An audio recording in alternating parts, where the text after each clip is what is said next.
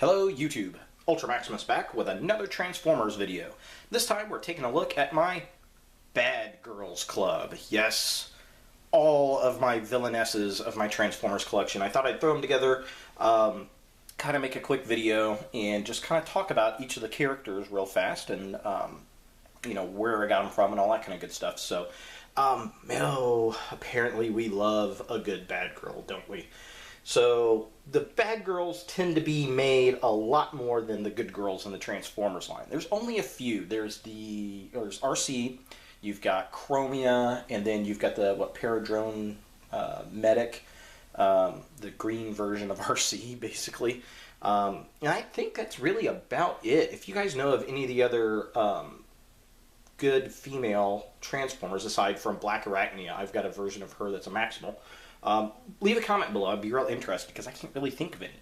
But they predominantly make the villainesses, and you know, that's okay. It seems to me that the evil females tend to be better characters. Even Arcee from Transformers Prime, which is probably one of the better written good female characters, who's supposed to be kind of a hard ass and a badass, she was really kind of boring. I mean, she plays out after a while and you really get sick of her. Whereas the villains, they never become boring. They're always interesting to me. And even though Black Arachnia is a villain that kind of turns into a good guy in the Transformers Beast Wars, it's still character development, at least. So, yeah, I thought I'd kind of show off all these figures, how they sit up on the shelf. I like to keep them all together, well, because they're all very similar in paint scheme, and a lot of them are variations of Black Arachnia, apparently. So, taking a look at them real quick, the first figure I've got right here is Aranea, which is a third-party company, Perfect Effect. And yeah, she is just really wicked cool. I got her from a buddy of mine on YouTube and Facebook here, Caked Up 83. If you have not seen his video channel, definitely check him out. He is an awesome reviewer of Transformers figures, and he also has a Facebook page. For sure, check him out. Very good stuff. Always puts out very nice, very professional material, and I bought this off of him because it really just didn't fit into his collection, and I really like this figure in the fact that it has so many variations of robot and alternate mode. It's got a motorcycle mode. You can make multiple kinds of spider modes, and the robot mode can be set up in multiple ways, and this is just one of them. Let me zoom in real fast on her. So yeah, that's a variation that uses everything on there, which is really nice. So definitely a cool figure. Perfect Effect did a good job with it. I really do enjoy it. The next figure is Ripclaw from Transformers Prime Beast Hunters. And I didn't even know this was going to be a female. I mean, it doesn't look female at all. Even when it goes into robot mode, it's got a very masculine look to it. But if you read the bio, you find out it is a female. It's one of the few Beast Wars Predacons we don't see on the show, which is a shame because it's a really nice beast mode. I really do like it. I like the claw and the claw gimmick. The wings are nice. It has a very traditional style dragon face, and the blue and the swirl in the blue is really nice. Just an all-around really good dragon transformer.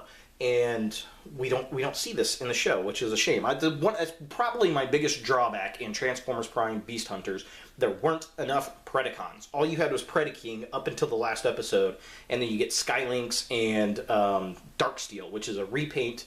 They're the Target exclusive figures for Skystalker and Grimstone, which was very, very unfortunate. I really would like to have Laserback, and I really would have liked to had Ripclaw in the show, especially another female, considering the only other one we had was Arachnid. So that's a little unfortunate. But much like Strika in robot mode, it's really hard to tell that this is a female unless you actually read the bio. So that was kind of interesting.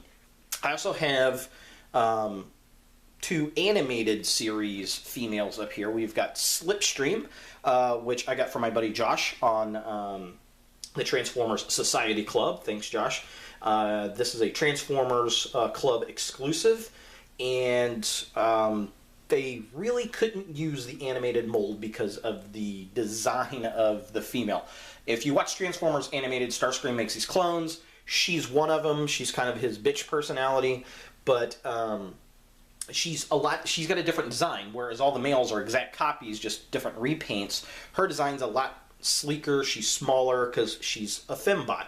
And instead of redesigning a totally new mold for Transformers Animated, they went with the Starscream First Edition mold from Transformers Prime and just put an animated head on it, which, I mean, it works. It's a really nice looking figure. It looks good. It just doesn't look like the aesthetic that the animated figures came in, of which I've got Black Arachnia next to. And I really like her character in the show because she actually starts out as Elita 1 and turns into Black Arachnia. So that was really nice. So she's a good guy that turns into the bad guy. And her character has always been very interesting throughout the Transformers cartoons. So very cool, very nice. And then we have Shadow Assassin, a.k.a. Nightbird, who is an Igear figure. And this is actually my very first third-party figure, and I really do like it. I got her from Big Bad Toy Store, and I think I was the last one to actually get her. I was looking at getting the Impossible Toys version, and I saw so many bad reviews. And then I saw her, and she was probably a good 80, 90 bucks.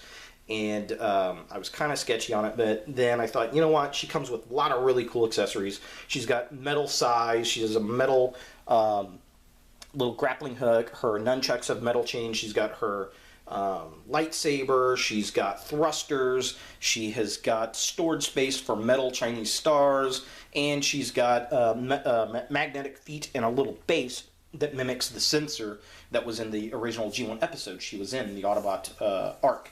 So that is really cool. She's definitely an awesome figure. If you can find that figure, I highly, highly recommend getting her.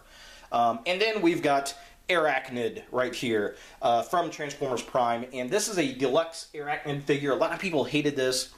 I really didn't mind the figure. It was one of the few I didn't have, and I got an extra set of rotors here from Greg off of the Cybertron Cafe. So thank you, sir. He's one of the administrators there. He sold that to me for like $7, and I customized it to give her spider mode, which is really nice. And the cool thing about it was I didn't have to do any alterations. All I had to do was get the second set of rotors. Really didn't want the figure. He had one that was chopped up for parts. He had the rotors, so I was able to plug it into her arms, and bang, there we go. Very cool stuff. So just kind of real quick, let's see if we can zoom in on everybody here. Get a good, nice shot. So here is Arachnid, as you can see. She's got all of her spider legs. She's hanging from the legs, which is really, really cool. Thanks, Greg, for getting that out to me. And then there is Nightbird. And, oh, I just love all the metal on her. The only drawback on her, if I can zoom in a little, is on her size, you notice they've got the little rubber bands, and that's kind of unfortunate. I would wish they would have done something about that. And then we've got the Transformers Animated Black Arachnia, looking really cool. And then in the back, oh, I'm going to swing around here. In the back, we've got Slipstream. Let's see if we can get a good shot of her face. So you'll focus in. Really great color scheme. She just looks really, really nice. I really dig that character. And then we've got Ripclaw. I mean, just a great dragon mode. I wish that figure was in the show. She would have been great, and it would have been nice to have another female villain, because at that time, I believe Arachnid became the spider zombie vampire thing, and she was off the show.